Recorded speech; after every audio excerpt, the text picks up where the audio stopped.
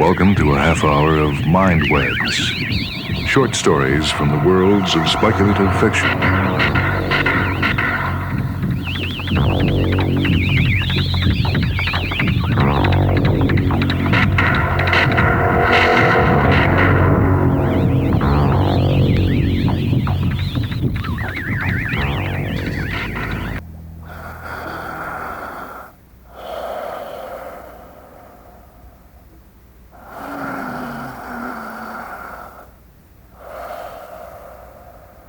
Shall I wake the patient, Doctor? Yes, I'll speak to him now.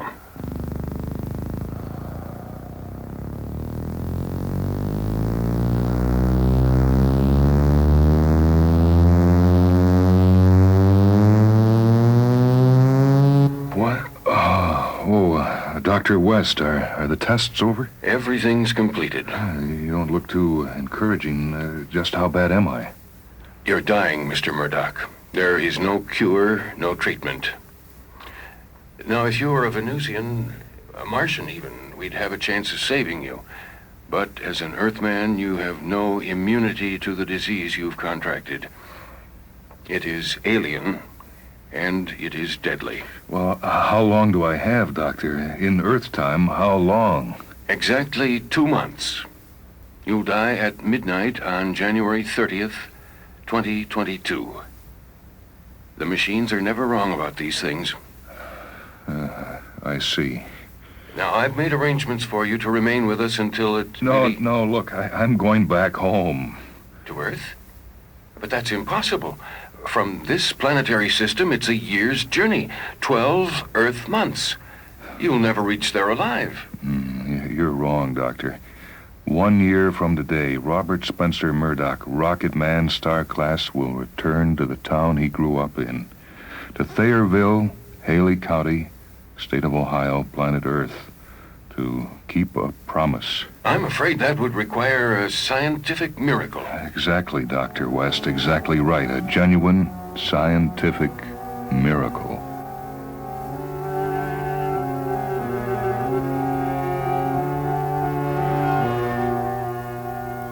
Across a wilderness of stars, a silver needle threads the dark fabric of space. A one-man rocket aimed at the planet called Earth. Inside its metal skin, alone within the ship's honeycomb chambers, a man is dying. Dying. Dying.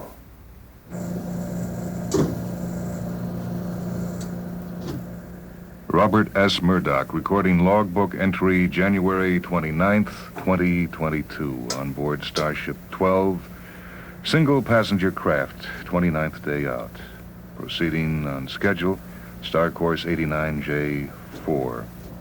Anticipated Earth touchdown December 31st, 2022. All is well. You are tired, Mr. Murdoch. You should rest. Rest on my last day of life? Look, I want to savor every minute left to me. The concept does not register, Mr. Murdoch. Well, why should it? You're dead computer metal, and I'm living flesh. Do you understand the concept of dreams? A machine cannot dream, sir. That's right, only a man can dream. I've had a dream for most of my life, a dream of space. From the moment I watched the first Mars rocket land, I knew beyond any possible doubt that I wanted to become a spaceman. My boyhood pal, Jack Morgan, he shared the dream with me. You know, we'd hike out to the rocket port and stand for hours behind the fence watching those big passenger ships come down from the moon. And I'd yell with excitement, look, Jack, here it comes, the rocket.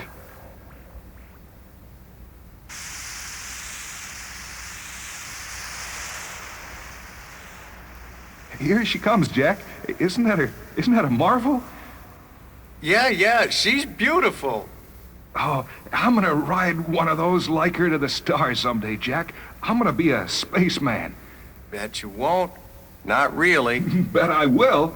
Won't. Well, my parents say it's all right, Jack, that they'll even be proud of me. Dad wanted to be an astronaut once, but he got sidetracked. Me? I'm really going. But won't it really take a long time? A lot of special schooling? Yeah, sure, but I don't mind that. It's what I really want to do. Well, me too. But I just wish my folks were like yours. They think I'm crazy when I talk about going into space. Well, look, maybe they know you don't want it as much as I do, Jack. It's all I dream about, reaching the stars, seeing alien horizons, other worlds. I've got to make it happen, Jack. I've got to. So I made it happen. I made the dream real. Finished my schooling, got my degree, became a space engineer. I left home for the stars at 22 with a promise. A promise, Mr. Murdoch? That's right, a promise to come back to Thayrville, to see my parents again, to let them be with their son once more. They're waiting for me now, and because they didn't let me down, I won't let them down. How does that poem by Robert Frost go? But I have promises to keep, and miles to go before I sleep, and miles to go before I sleep. But aren't your parents aware of your condition? I kept it from them. They're old, sick, and their friends are gone. Why bring more sorrow into their lives? They think I'm fine, that I'm coming back to them. That last tape Mother sent from Earth, telling me that she and Dad are waiting. We're mighty anxious for you to come home to us, Robert. Your father and I are so eager to see you again. We're happy for you, son, and proud of what you've accomplished. We haven't been too well of late. Your father's heart doesn't allow him to get out much anymore, and I'm so short of breath lately, yet Dr. Thomas says that you're not to worry, that we're both quite well enough considering our ages. We're resting as much as possible, saving our strength for your homecoming. Oh, please, Bobby, come back to us safely. The thought of you fills each day like sunshine, and our lives are suddenly bright again. Hurry, please. Hurry. Hurry.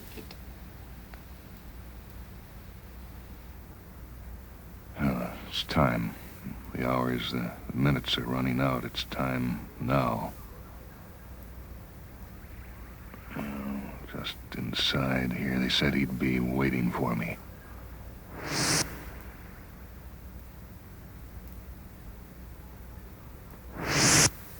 Good evening, Mr. Murdoch. Incredible. Absolutely incredible. How may I serve you, sir? Tell me who you are. I want to hear you say the words. My name is Robert Spencer Murdoch. I'm a professional rocket man trained in astroengineering. I'm 44 years of age and have been in space for half my lifetime. I'm presently on leave from my star-class duties, and I'm bound for my home planet Earth to visit my parents, as I promised them I would. After 2 decades among the stars, I'm going back to Thayrville, Ohio. Perfect. As you say, sir. Why, your eyes, my eyes. Your voice, my voice. Your nose, mouth, chin, hair, all mine. Exactly and precisely mine. I've been built to your specifications, sir. You'll find that we are identical in every outward detail. You eat, drink, sleep? Of course, sir. Your habits are my habits. Your body functions are duplicated within my body. I assure you there are no flaws. Let me see your hands. Your fingers. Yes, each pore the same. Nothing short of an extensive lab exam by a medical expert could reveal my true origin. And my memories are mine. Your human brain's entire neural pattern has been electronically imprinted in my android brain. So I remember what you remember. The warm summers of Ohio, picnics in the fields with that special potato salad your mother was so proud of, the nights on the back porch when you'd sit with Jack watching the stars. And Julie, do you remember her? She loved you, but she fought your dream. She wanted me to give up the stars, the rockets. Julie didn't want me to become a spaceman. Oh, how she fought to keep me on Earth.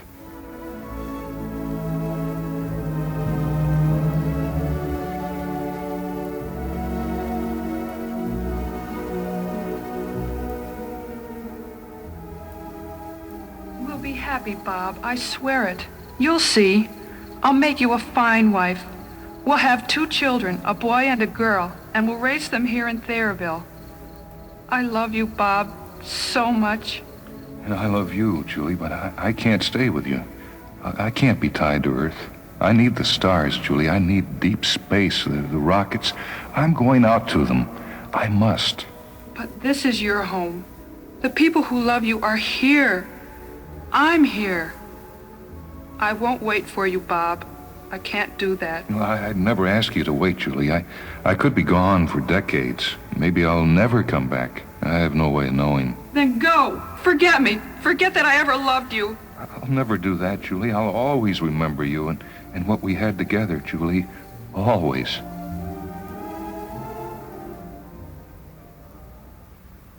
Always. And you've never forgotten her. We've never forgotten her. Julie left Thayrville after I did. Left the States, went to Europe, married a school teacher in Switzerland, became a mother. She has a grown son and daughter by now. I doubt she ever thinks much about Robert Murdoch. But you wouldn't know about that. No, sir, I wouldn't. Well, how much longer? You have until midnight, Earth time. The doctors can tell exactly when my breath will cease, chart the precise moment my heart will stop beating. They can do everything but keep me alive. I'm sorry, sir. No, damn it, you're not. A machine can't feel sorrow. If you've never had life, you can't know how it feels to lose it. As you say, sir. Well, I want to go over everything with you now. There must be no error. However small, we must be certain of success. When this rocket touches down next December, I'll be here to meet your parents. They know in advance from your tapes that I cannot spend longer than 2 weeks with them. Then I must return to my duties. But for those 2 weeks, I'll be their son, home from the stars. For those 2 weeks, I'll live with them, eat with them, sleep in the back of the house in my old room. I'll talk to them of the far places I've been. I'll tell them of other planets, of other races beyond Earth. Yes, they'll want to hear all of it about my work in space, the strange adventures I've had, the friends I've made, all of it. But when you leave them, when the 2 weeks are up, they must believe you're going back into space. They'll see me board a rocket. They'll see it fire away from Earth. They'll know that I cannot return for 2 more decades. They won't try to stop me. They'll say their goodbyes and let me go back to the stars. And the tapes, my voice, all arranged. Your pre-recorded tapes will be sent to them in Thayrville at selected intervals until their deaths. They'll never know the truth. Yeah. Yes, my promise will be kept. They'll never have to deal with this alien thing that's killing me. Now everything is set, perfect. Are you ready now, Mr. Murdoch? It's almost midnight. Yes. Oh, all right. I'm ready. Then follow me, please. Here we are, sir. You have only a few moments left. I'm tired. I'm so very, very tired. It's ironic, me dying at midnight. Space is one eternal midnight, always black, dark, and deep, and eternal. Lie down, sir. Easy. Easy now. Thank you, Robert Murdoch, for what you're now about to do, and for all you will do. I was built to serve, sir. I've always wanted to die in space, to be buried here, to float forever between the stars. I'm so tired now. My eyes feel so heavy. Close them and sleep, Mr. Murdoch. Sleep. Goodbye, Mom, Dad, Julie. I loved all of you. I loved you.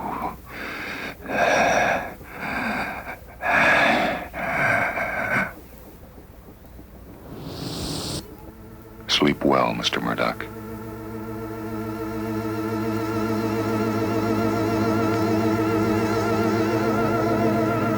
They were all there. The mayor, old Mr. and Mrs. Murdoch, the town's banker, Mr. Hartley, the Thayerville High School band, citizens young and old, waiting on a cold, bright Ohio morning for a man to come down from the stars. Here he comes. Look. Oh, Lordy, what a shot. Hey, it's beautiful.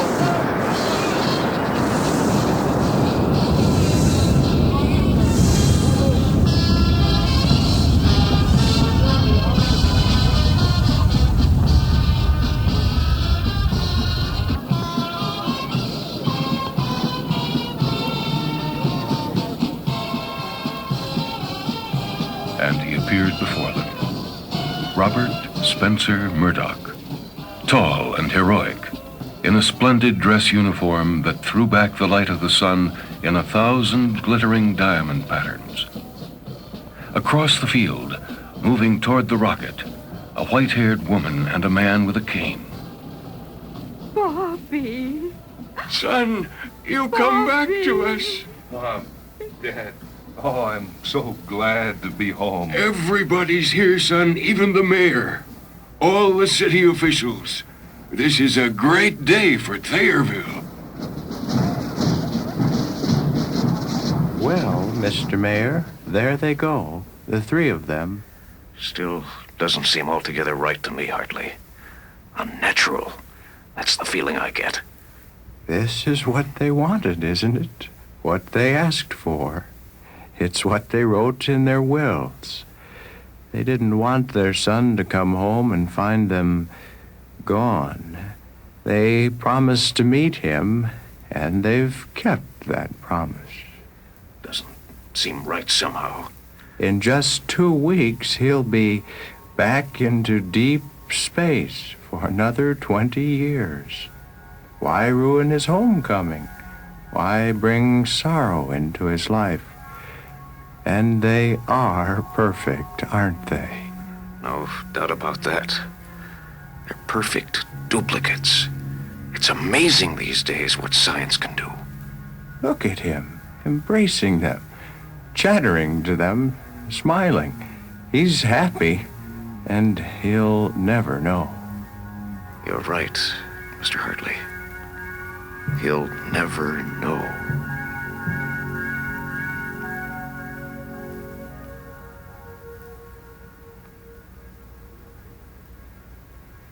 And the old woman and the old man and their tall son from the stars walked off together into the white winter streets of Thayerville, Haley County, State of Ohio, Planet Earth, 2022.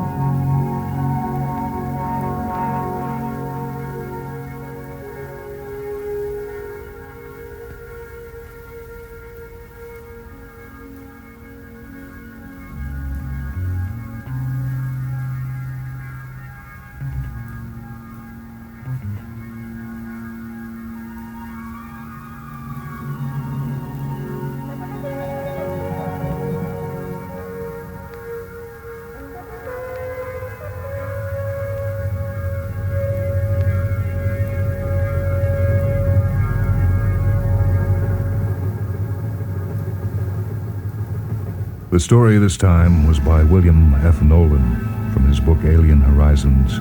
We did Promises to Keep, a science fiction drama. This is Michael Hanson speaking.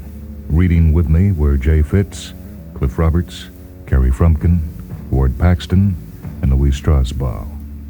Engineering by Steve Gordon. Mindwebs is a production of WHA Radio in Madison, a service of University of Wisconsin Extension.